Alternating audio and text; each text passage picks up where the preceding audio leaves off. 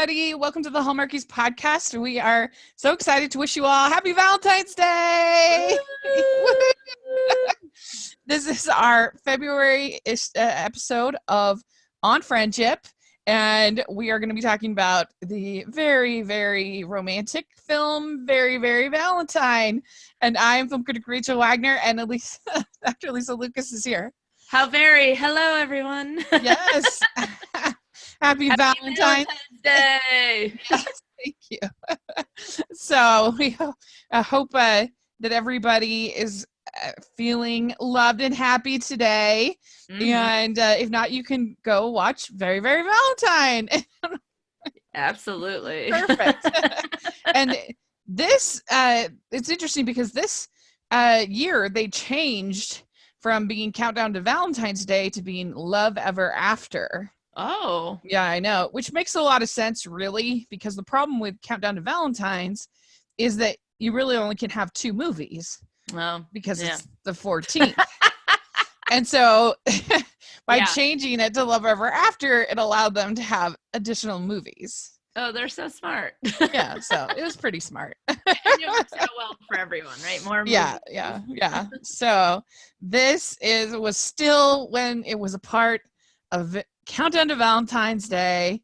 Mm-hmm. And this was released in 2018. And it stars one of the queens of Hallmark, Danica McKellar. Love her. Yes. And then, of course, one of the kings of Hallmark, Cameron Mathison. Very handsome.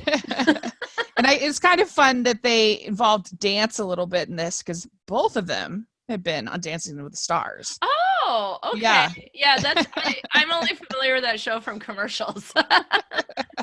Yeah, I think it looks like a lot of hard work, so they got to show it off what they learned and what they did, right? Yeah, and I think that, if I'm not mistaken, that Danica got to be Belle in the Disney night. I could be wrong about that, but I feel like that was true. It would have been perfect. Yellow dress. Yeah, she looks like Belle. I used to be really into Dancing with the Stars, but like so many things, I've had to cut because I just don't have time. And Dancing with the Stars is a big time suck because they have the competition, then they have the results show, and then they have, it's just, that's why I couldn't watch Big Brother anymore. I'm like, I just don't have time. Do you have time for Survivor, or have you cut that one out too? I didn't watch it last season because I was really mad at them. Yeah, but no, that was a tough one. But this season is... I can't resist. So we're here to talk about Very, Very Valentine. And so this movie is it's a pretty simple premise. When florist Helen, played by Danica McKellar, meets a dreamy mystery man, played by Damon Runyon, at a masquerade ball, she and her friend Henry set out to find him. So what were your overall thoughts about this one? What do you think? I think there was a lot of cute things, but I was like, you're basically, right off the bat when she met the mystery man, I'm like, that's basically Henry. You're looking for Henry. Yeah. And she just needed a friend there to be like, hey, girl, you thought that was Henry. So I think that's who you're looking for. But I did like, and now keep in mind, listeners, that I grew up on Lifetime. So most of the Hallmark movies I have seen have been to talk about it with Rachel for the podcast, or some with my mom, right? Whenever I've been home. And so I can't remember a movie that I've seen with a florist. And so I liked that angle. And that might be one of like the most popular, who knows? But I liked that. I wish there was a little bit more with the flower stuff at the end. It just kind of just added. It just like there. Ended. I was like, oh, we're done. Okay. It might have been the YouTube version I watched. Like when this first aired, we were all like so giddy about it because it's just really classic. Yeah, it's super cute. if you like the whole friend, the unrecognized friend trope in friend to lovers kind of trope in romances, this is pretty like hit it right out of the park. Especially with the two actors. Like, like when I saw who was in it, I was like, okay, we're not messing around. Do you think, though, that I saw some online things that felt both of these actors are too old to be playing roles like this at this point? Or do you, because they're both in their 40s. Yeah. And so do you think that that's too old to be playing this kind of not recognizing your friend actually? Like, how long does it take? been friends for 20 years. Yeah. And that was the other thing. We've been friends since college, and I was like, what, like, so like 10 years ago? Like, you know, I almost wanted them to be friends since they were kids, but now that that's been brought up, now I see them as really old. I didn't quite make that. I mean, I'm 39 myself, so I'm not throwing stones. Yeah, no, I'm 41, and so I think the point that I take from that is, like, I understand where these people might be coming from when they say, like, they're too old for this part. If they slightly shifted the storyline, I think it would work.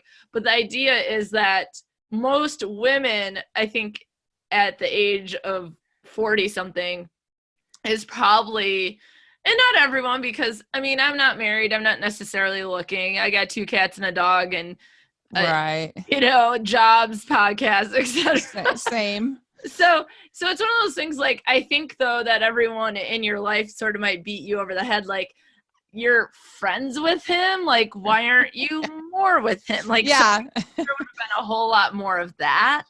I do think there would be people that would be like, it's been 20 years. Get it together. Like, what?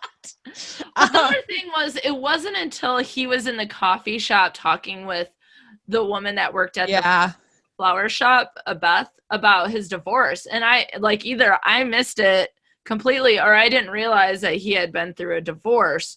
Right. So I knew the storyline with, like, the flowers, her sister, and him, like that, her mix up, but I missed the divorce part. Mm-hmm. And so I think that makes sense, because when he says, like, I was married and then I was divorced, and then she was in a relationship, then I was in a relationship, and it's almost like maybe at the start of the movie we might need to see one of them come out of a relationship. Mm-hmm. I think that makes it more believable for their age. Yeah. But just sort of like farting around for 20 years. Like, hello. Like, most people in college, when you have a guy friend, didn't you make that pact? If we're not married by 40, we'll marry. Right. Yeah. Now, there's a Hallmark storyline. Someone get on that. And I think they were trying to make her appear younger by having, like, the curls around her face. Yeah, and her hair for sure. Yeah, and some of the things. So let's just say, like, maybe they were trying to pass her off as in her 30s, and him, just maybe that's what they were kind of thinking. I don't know. But anyway, it's an interesting thought. I was certainly able to suspend disbelief enough. I didn't think about it till now, and now I can't unthink it or unthink it. Yeah. It kind of brings about, it's interesting, the whole idea we talked when I had Greg McBride on at New Year's, we talked about When Harry Met Sally. Yes. And the whole concept of, can men and women be friends? Yeah. Or do do things just get in the way? It's not possible. Yeah. I don't know. It's sort of something to think about here. Yeah. But what do you think about that? Well, so this is, because I study friendship, this is one of the things that I talk about a lot in my classes. And I think particularly the cross-sex friendship with the heterosexual focus, so men and women as friends, like the When Harry Met Sally sort of storyline. I think the issue is not necessarily the couple or the friends, right? It's the pressure that they get externally. And so I think, like, everyone assumes that when you're with someone that you must be married or dating or, like each other, or you're going to give it a chance at some point. So it often brings it up as, like, well, it's going to be romantic, so you might as well just make it happen now. And a lot of times then people have to defend themselves and say, oh, we're just friends. And then the communication person in me is like, no, don't use the word just, because friends is equally good. Like, friendship is a good relationship. Mm-hmm. So when we have to defend it and say, no, we're just friends, we're not romantic, it can sometimes make friendship seem less than. And so I think there's a lot of pressure. So I think there is some difficulties for sure. Is it possible? Absolutely. I Don't I listen to have to anyone say else. I have not had that many Yeah. male friends, I have to say, in my life. Yeah. I have in the last I don't know what's it been, 4 or 5 years. I have a very good friend named Stanford who does the over on my channel. We do the Talking Disney podcast Nice. and obscure animation because we both have so much in common. Yeah. It's really it's just perfect. We both love Disney. We both love animation. We Yeah. both are bloggers slash podcasters. He has a podcast, and anyway, we just have a lot in common, and so we have a great time together. We're friends. We're both in the same religion. That helps. But I do think though that I don't know if I agree that they're on the same level. I mean, when you get married, you're making a additional commitment to each other that's different than a friend that that you're legally bound to this person in a way that is different than a friendship. But anyway. I also think it's like to each their own, and I think like that there is something about that. I think that something that cross-sex friendships can do is provide some balance, and a lot of that I think though is based on stereotypes that men and women are different, and men or women are different in a lot of ways, but they're similar in more ways, right? So but I'm not saying there's no difficulties between men and women, trust me. Right. But I'm just saying that there's some level of, we might seek men out to have those fun experiences, or be more engaged in activity, and men are more likely, say, to turn to women for social support and talking and things like that. So what's interesting about this movie is that both Danica's character and Cameron's character, both Henry and Helen, are both really pretty insecure. And I think that's why they didn't take things to kind of the next level. They got comfortable, first of all, and then like the way that he just so willingly gives all the advice and everything to the mystery guy Charles. And the way that she's so insecure about naming this rose and entering the competition. I mean, they're both really pretty shy, I think. With this, I think one of the things, I think it was much more clear for Danica's character as Helen to understand where she's coming from with her mother, and just this idea of this mystery guy, and that she doesn't usually take risks, so she's taking all these risks, and then when she finally takes the ultimate risk, which was probably maybe more truthful or honest or close to her heart than the other risks that she had taken that week, when she does it with her friend, it's like ultimately a problem because she said, I failed, right? So it seems like she doesn't want to fail because she doesn't want to send in the application to have her rose considered for this contest. But one of the things, so I think they make it more clear for her, and that she doesn't take a lot of risk. And she also, now I would imagine in Hallmark movies, it is, and you can correct me if I'm wrong, but it's fairly on point for, say, like the man to ask out the woman. And so then Beth is like, you should ask out this mystery guy. And then she's in this week of sort of things have been changing. She went to this ball and she has this dress and her mom's necklace, and there's this painting that reminds her of her mom, and just like all these things are happening, and it becomes sort of a point where change is going to happen, and it's sort of what is that change going to be? I mean, honestly, I would say about 2/3 of Hallmark movies, it's some version of, they don't even really ask it just happens. It's some version of, I knew you in high school, we're thrown back together, we have to plan this party, or we dated at one point. And so then we have to work together. I feel like that's one of the movies that I watched with my mom, with the actress who was in Mean Girls and in Party of Five. Lacey Chabert. Yes, thank you. Yeah. I'm sure everyone just gasped aloud that I didn't know her name. I'm so sorry. Which one did you watch? I love her though. Like whenever I'm like, ooh. But my mom and I watched one where she goes back, and they have to like plan a party together. So you're exactly right. The last movie I watched with my mom. Maybe we can watch her favorite Hallmark movie. I'd totally be up for it. That would When be I really told her fun. what we were watching, she's like, I have that on my watch list for the 23rd when it's on. Da, da, da. She has a watch list going. So, So Henry invites her to this black and white gala, and Mhm. there was a side of me that's like, son, why didn't you give her more time than that day? What on earth? Like, Why does she need weeks though? I was like, can you pull it together for like a couple days? Like she was like, I need weeks. I'm like, what are you planning? Are you? I mean, flower? like usually you'd have like at least one fitting on a dress like that. Yeah. Oh, So, absolutely. And then like a hair appointment. And yeah. So yeah. the day of it's asking quite a bit, but nevertheless, that's what he does. Yeah. And so we find out they met in college. He moved away. Then they reconnected because she accidentally delivered the wrong arrangement to him. She accidentally delivered a blue arrangement for a baby shower to him. Oh, that's what it was. I thought. Yeah, it was seemingly super hilarious. And I wish they would have flashed back to that. That could have been hysterical. I know. But if they're trying to make them look 30, there's no way that they Yeah, can right. make it look like. I mean, they could do what they did in Love at the Christmas Table. Oh goodness, Their no. bangs. But No.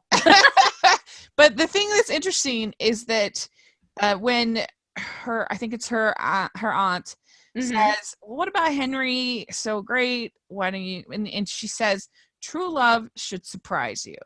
So she thinks that somebody that she doesn't want that comfort. She wants the spark, the kind of a thing. And so that's part of the reason why she hasn't done it. Like she's gotten comfortable with Henry. And to be honest, if you're waiting for something like that to happen, it might not. You know what I mean? Mm-hmm. Like it's like waiting for someone to come to you, and so that might not be the case. So and it's almost like she had to spark it herself, but that maybe Henry sparked it by inviting her to this thing last minute, and her friend at the shop and her aunt now allowing her to sort of back out of it. Oh, my sister works at this place. Oh, I have something for you. Yeah. Well, and also because her parents, she says, my parents knew the moment they saw each other, and she wants that same dynamic, which is something that's totally real. That does happen to people. Absolutely. My aunt, Chris, and Uncle Vernon, they tell the story so funny, but he says, he walked in the room, she was there, and he was like, the queen was there. I knew. And I think that happens for some people. They just know. Absolutely. You know. And so that's what she's expecting, but that's not everybody. Yeah. And if you're expecting a surprise, is it actually a surprise? Right. Yeah. So what do you think of her dress? I liked it. I really liked the necklace, and I really liked her mask. So. Yeah. She said we actually got a chance to interview, just like 15-minute interview with Danica McKellar. Woo! And I know it was pretty exciting, but she said that I guess that mask kept slipping. So it was a pain in the neck, but it did look beautiful. It was a really pretty mask. And I really liked the dress. I mean, I think it's a little strange to have black flowers, but I guess it was a black and white ball. Yeah. But yeah, I really liked the dress, and I liked the whole entry with all of the twinkle lights and the paparazzi. There was a real sense of like a Cinderella moment for sure. Yeah. Oh, absolutely. So there is something that's sort of exciting, and you think on a night like that, something exciting will happen. So if she's looking for a surprise sort of situation, this night, like coming together and how it's set up, might produce that. And in a way it did. But it brought the mystery guy that essentially that Henry sort of acted through or helped through their sort of courting after the ball. So yeah. And so she ends up thinking that that this man is Henry. It turns out that it is Damon Runyon. It's Charles. And Damon Runyon is a Hall star. He's done a bunch of stuff. I liked him. Yeah. And I thought he was a perfectly acceptable, what do you call it? Again, people are gonna gasp when it's the wrong guy. Wrong guy. But like he was like a wrong guy, but just because timing, and obviously it was Henry, but he wasn't like any of those other guys where I was like, that guy was a narcissist. Or like yeah. I mean, Well, he seemed a little bit too much into business, but you know. Well, and I have to, That's his job. I died laughing when they're like, I want to put in condos. Like, that is such a Hallmark thing that every bad man of business wants to replace some beautiful botanic gardens with condos. Who's gonna touch a botanical garden? Like, come on. I know. And I don't know, that's always the answer. There's never any hero that's investing in small housing, affordable housing. Instead of condos, like, support the botanical garden. Yeah. I don't know, make it better. Yeah. I guess there actually was in Love to the Rescue, which was my favorite movie from Hallmark all last year. Okay. I loved it. The Michael Rady character in that movie, that's his like passion is to design affordable housing. I can see you are a dreamboat. But yeah, that just made me laugh whenever he's like, "Oh, we gotta close down the botanical gardens and put in condos." There's got to be a parking lot you can build on. I know condos is like code for like evil.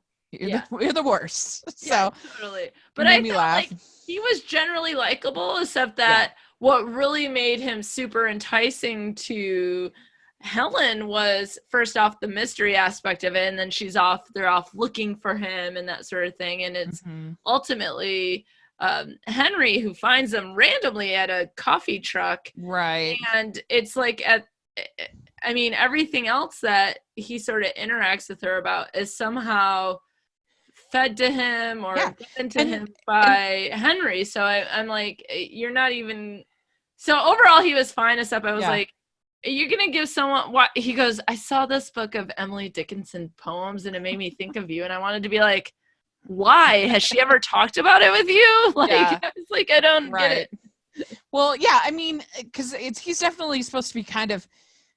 You're supposed to look at him kind of poorly because he's taking all this from Henry, but and he's not being authentic. And I guess there's some truth to that. But like, honestly, when they're just starting dating somebody, and if somebody was like, here's a hint, get this, do this. Well, people do that all the time. You would be like, thank you so much.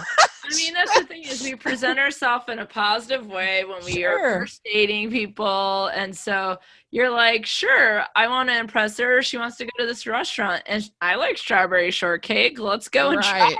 Right. Exactly. So, if I was supposed to look at him like really bad, it wasn't until the condo thing came in where I was like, Charles, can we have a chit chat? Yeah, the condo thing was really gilding the lily there. That was just like Hallmark, like stamping it on. That like, sorry, this is not the guy. And I have interviewed the writer of this movie, Marcy Hall, and I'll put a link down in the description if people want to hear it. She's really fun. That's awesome. But and if you want to see a good one with Damon Runyon, you should check out One Starry Christmas. He's the lead in that one. And he's a cowboy, and he's pretty fun. Ooh. So I recommend that one. But I can see him as a cowboy. I'm excited. Yeah. But anyway, I put it on my list. We'd like to take a second and thank our sponsors for this episode of the podcast. They're the good folks over at HelloFresh. And they're America's #1 meal kit. It's really exciting. They have 22 plus seasonal chef curated recipes that you get each week. And right now you can get 10 free meals if you go to hellofresh.com/Hallmarkies10 and use code Hallmarkies10. 10 free meals, and they send you all the ingredients except for like salt and pepper. I need that because I don't know how to cook. Yeah, it's great. And they give you recipe cards that have all of the pictures so you know in between this is what it's supposed to look like, and it really gets you out of your comfort zone. And I think what you would appreciate it as a fellow single person like myself is that like one of the hard things about cooking for one person is that you like end up with all of these bottles of sauces that you only needed for like one recipe, or these spices that you only need for one recipe. Yep. What's nice about this is that you just get enough to make that one meal. You get just enough spices, just enough, You don't want to know how old my soy sauce is. Yeah, Rachel. that's right. I know. And it saves you all the time. You don't have to go shopping. You don't have to plan the recipes. It's just there. And it gets you out of your comfort zone of cooking. Like, it gets you to try different flavors and different recipes than you might normally do. And they have different types of boxes that you can do. They have low calorie, vegetarian, family friendly, whichever one that you want to pick. And all the ingredients are quality. They really focus on making the packaging sustainable and with less food waste than what you would find if you were to purchase it yourself. It's using recycling packaging. They have a carbon footprint is 25% lower than store-bought grocery-made meals. Dang. So it really is a great product. It really makes for a nice part of your lifestyle. And so definitely check it out. You go to hellofresh.com/Hallmarkies10, use code Hallmarkies10 and get your 10 free meals. So that's definitely amazing. Check that out. You'll love it. So we at the ball, we find out that she loves this painting of a mother and a daughter, and she tries to bid, but then she loses and she's devastated. Yeah.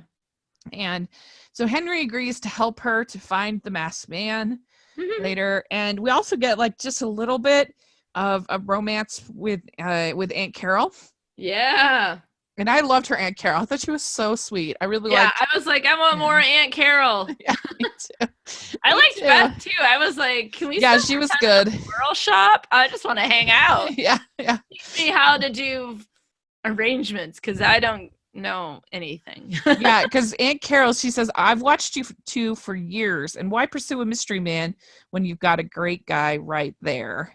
Listen to your Aunt Carol because she raised you, so she is like a second mom. Always. I have an Aunt Carol myself, so. Maybe that's why I liked her more. I was like, except my Aunt Carol is like super hip and cool, like like designs her own earrings and things like that. Oh. This Aunt Carol, it just was like a more what's a word where I won't offend people? It just reminded me like at first I was like, is that her aunt or is like a grandma? You know what I mean? That was a little bit of that sort of like homey vibe, right? Like I want to go have some mac and cheese at her she house. Kind of raised her, it seemed like. Yeah, absolutely. Because her mom and dad both died. Yeah. So anyway, and let's see where we are. So Henry keeps trying to get her to enter the competition. Then he runs into Charles, and we find out that the gardens are closing for condos. But she doesn't know it. No, he can't. He can't tell her, and that's when we get this whole sort of Cyrano de Bergerac kind of element to the story, with Henry kind of telling Charles what to do, and. I did think it was a little weird, that whole dinner scene that they have with Charles, Henry, Aunt Carol, Beth, and like it was just a little awkward group of people, I felt. Well, I was like, okay, so I have a couple truths to reveal, or some thoughts I had that I need to reveal to everyone. Yeah. Number one, when he tried to get her to enter the contest, and then I heard that the botanical gardens was closing and that he'd been working on some things to get it fixed, this Lifetime person in me was like, he's about to use and abuse her to keep the botanical gardens. He is going to use that mystery rose to keep his botanical gardens alive. And I had like a total Lifetime vibe. And I was like, Alysa, you're watching Hallmark. No. Yeah. But this is not on Hallmark Movies and Mysteries. This is on a regular Hallmark channel. Well, but then I was like, something about like the fact that he wouldn't tell her about what was happening kind of bothered me, because generally, and not always, but generally we are able to talk to our friends about the things, no matter if they're good or bad, or that, and I don't think it was a good night to be like, let's do it right when we're in the kitchen, when we're having people over. And he was being kind of a butt too, because he's like, you don't like playing poker, you don't like carrot cake, and it's like, come on, dude, like she's just trying to. But she just started dating. I mean, you can't. Everyone does that. Everyone does that at the beginning. Yeah. But here's the thing, from his point of view, though.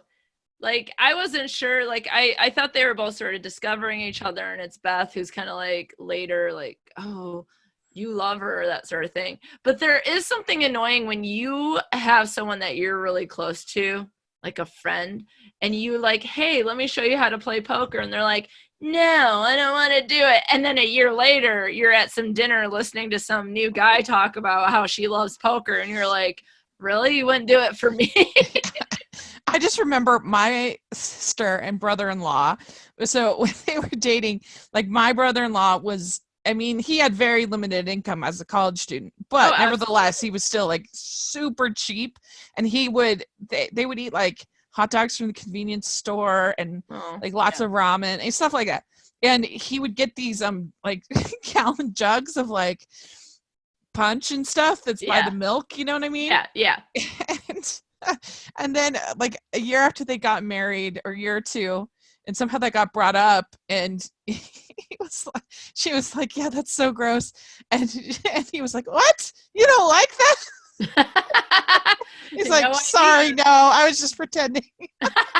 That was really funny. I mean, that's fair. Like, these things do happen, but I also understand that sort of like annoyance where you're like, but you didn't want to do it with me. So that I can appreciate. But I did think what was going to happen was that Charles and Beth were going to hit it off. And I'm like, I need to stop thinking through a lifetime lens. I'm like, what is but I could have seen that too. But I did really like the scene between Beth and Henry. Yes. At the coffee shop. I thought that was really good.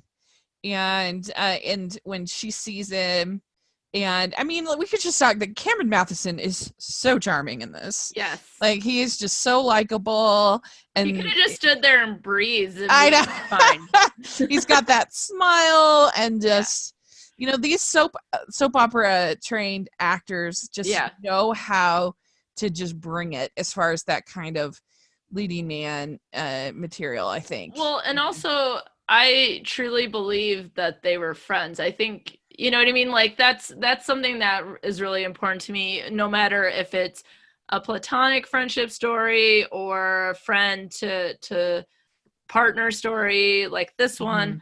But like, I have to believe that they would actually be friends. And I do. And I think part of that is the actors. Yeah. I do think that there should have been more of him, though. Like, in the sense of, like, we know he's going through some troubles, but like, I felt like maybe we could know a little bit more about why, like, he hasn't said anything to her, you know, those kinds of things. Because, and we'll get to it, but like, what he did on his way out of town, I was like, wait, what? That's in like 3 days or 4 days. Right. Like, bye. And I was like, no, that's not what friends do. So she does find out from Charles that about the condos and the botanical gardens. Evil. She's horrified, and then she confronts Henry, and he tells her, "I'm moving to Arizona. Got the job offer." 3 days. Yeah. And he says, he says, "I never had a good time to tell you." And when he gets all, but I thought he did a good job, though, when he gets all teary-eyed and he's like, I felt it. I felt the feels. And and I think one of them says, you're never going to lose me. He says, why does it feel like I already have? And I know. And there was this whole like sad musical montage scene. Yes. And it was, I was like, what is happening? Yeah. And so he comes to say goodbye. And and she says she realizes that she's in love with Henry. She tells Beth, I think, and then she says, I want to have a sign that I made the right choice. Yeah. And that's when the painting comes. Yeah. First she thinks it's from Charles. Then she realizes it's from Henry. And She knew it was. Yeah, you get this final scene between Henry and Charles where he's like, what are you doing for Valentine's Day? And Charles is like, I don't know, we're just gonna hang out. And so then we find out that Helen goes up to the owner of the or to an interested bidder of the botanicals, and she's like, you have to save it, it's so important. And she says, supporting the gardens is a risk, isn't that a risk worth taking? Yeah. And she tells Charles, I have to fight for this. And Charles says, yeah, I kind of have to too. And so then they break up. Yeah, because they're at the interested bidder where she's doing the flowers for his granddaughter's wedding. Yeah. So Charles is helping, and that's when they can have the conversation. And as soon as like they're on different sides of this business deal that it's not going to work. Right. And so she's talking to Carol, and she says, that Charles was a dream, and so that's a problem with dreams. Eventually you have to wake up. Yeah. So that's a good quote. Yes. So then she calls Henry at the airport, and I love a good finale airport scene. That is one of my favorites. My favorite is actually the Love Actually one, because that little kid is so cute running out. Oh yeah. I mean, that's one of the problems with with movies in a post 9/11 world is we can't have the same. Get their security. It's You've ruined rom-com. No. Yeah. You stole enough. Did you have to steal that? Yeah. Yeah. Exactly. So they have to get pretty creative these days. But like, I love it in Crazy Rich Asians. I love that whole scene on the plane. I love it in just all of it. It's one of my favorites. And so she calls him, and she's crying, and she says, is Charles really more frog than Prince? Which I think is a little unfair. Again, like, he just has his job, and he's doing his job, and he gets advice from somebody who's openly giving the advice. Like, yeah, I don't know. I don't think that he's a frog. I think that's a little harsh. Well, and it's also like, but you are essentially like, you think you're in love with this person, but it's because he's essentially Henry without all the information about you. Yeah, right. Yeah, that's right. So it's like, come on. So then they have a really nice moment between her and Aunt Carol, where she thanks her for basically raising her, and she's like, it was never a burden, it was always a privilege. And one thing, so it is clear in some of the shots are real flowers, but some of them it's obvious they're fake flowers. Really? I didn't notice. Oh yeah. Yeah. And maybe I need to clean my glasses. I was like, oh, those are pretty. I'm like, if you're gonna have your movie set in a florist, you really should have real flowers. Or you just hope that you have viewers like me. But the new order comes in, and you see she takes the order to the botanical gardens, and then Mr. Last Valentine's Day bouquet. Right. And then, but right before that, Mr. Gregson comes to visit Aunt Carol, and that was cute. Yeah. Little ending. And she gets to the botanical gardens, and Henry is there, and we get the super swoon-worthy ending where he proposes, and she says, I loved you, and then I loved you then, and I love you now. He proposes, and she says, you promised to hold my hand. And that was so cute, I thought. Yeah, because that was something we haven't talked about, is that when they were in college, they were talking about it at some point in the movie about how in college they would jump off a cliff, but like she didn't want to do it. Like everyone else, all their other friends jumped off it, but then at the end of the day she did it, but because he held her hand as they jumped together. And typically, that was great. Yeah, that was so cute. And typically Hallmark movies, they usually end with we're gonna date or we're going to whatever. They typically don't end with the I love you anymore, and they typically don't end with a marriage proposal, certainly, anymore. But Rachel, they're in their 40s. But they're in their 40s, and they've been friends for so long that I thought it was fine. Yeah, I was okay with it. I was like, I mean, maybe it's like if they were 20 something, maybe I'd be like, you might want to just see. Yeah. Right. I mean, I do. I think by the time you're in your 40s, you know what you want and get her done. Like, Well, I have to say, like, I was hoping that there'd be a little bit more. Like, I think the movie needed 3 to 4 more minutes. And in that, it could be like this sort of grand gesture at the botanical garden. He sent her a bouquet to like have him make a bouquet for herself, essentially. But bring the note. He's there. He's come back and saying, like, you know, we could let's give this a go, whatever the case is. And then fast forward to the contest with the roses. Oh yeah, I can agree with that. Roses there with all these beautiful real/fake flowers. Maybe they didn't have enough money in the florist budget for that. I think it would have been also really cute if they'd had one scene where he asked Aunt Carol for, you know, her hand. Or that would have been so cute. Oh, that would have been. Oh. Yeah. We have a few amendments. Yeah, just cut out a couple advertisements. Come on. I didn't have any on my YouTube. Yeah. But I was just saying, you know, I know they gotta cut for ads. Yeah, absolutely. Lots of stuff they and have to make their money. Add that extra scene. It would have been so cute. But Yeah. I still thought it was really swoon worthy. I really enjoyed it, and I thought these two had nice chemistry. Yeah, together. and like I thought about it generally, and like I really enjoyed it. But then that first question about how old they were, really threw me off. Yeah. But I thought it was cute, like I said, and I know people are maybe like gasping again, but I love the florist. I didn't know that there were any fake flowers. I mean, I could wager a guess, but Yeah. I don't know. I thought that was cute. Although Yeah. I was like, are they in New York City? Because like they would show like the bridges and buildings, and then all of a sudden we're in a suburb, and I was like, what? Yeah, I forget where they were. And I like a forget. neighborhood that I didn't get, but Yeah. I enjoyed like you have two people who are into plants and flowers. I was like, that's cute. We're saving botanical gardens. We're bringing down the condos. We have an aunt who raised her. Like it's pretty classic. It really is. I really enjoyed it. So we have some comments from our Twitter followers. Ooh, I can't. So first we have from our good friend Scott, a patron. He says, Scott. yes, he says, Very Very Valentine is very, very good.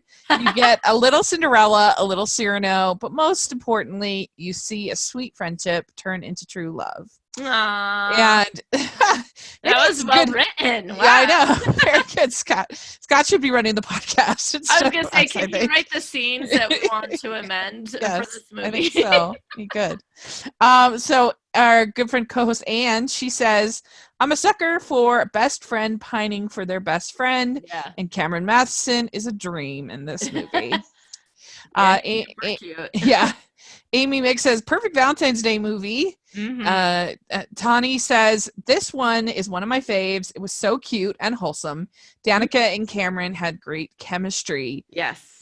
Co-host Lisa, she says, I loved it. Well, until the end. Oh, So she didn't like the end? She doesn't like the end. She doesn't like the end. Did she also want it to end at the rose contest? Because Maybe.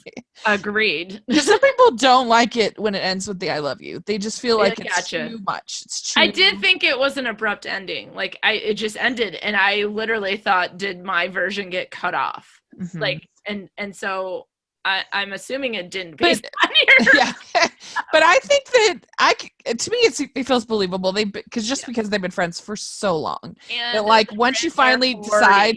Yeah, like once you decide to go down that path, what are you waiting for? Get it done. Exactly. I mean, I could have gone either way. Like I thought it was fine the way it was. I would have liked a little bit longer of a closure sort of ending. But I also would have been fine if it ended with just sort of like, let's be together. So I could have gone for either.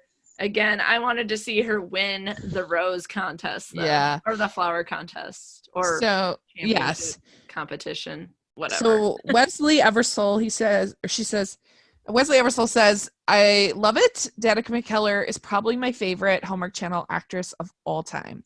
Aww. So there you go. Can't deny the appeal of Danica. And then Andrea Thatcher White says, OMG, I absolutely love this movie.